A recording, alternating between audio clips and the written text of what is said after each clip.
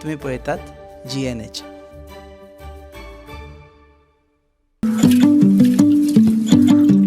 पळय go she पाड पोडू हांचे कसलो सावार आयला देव जाणा.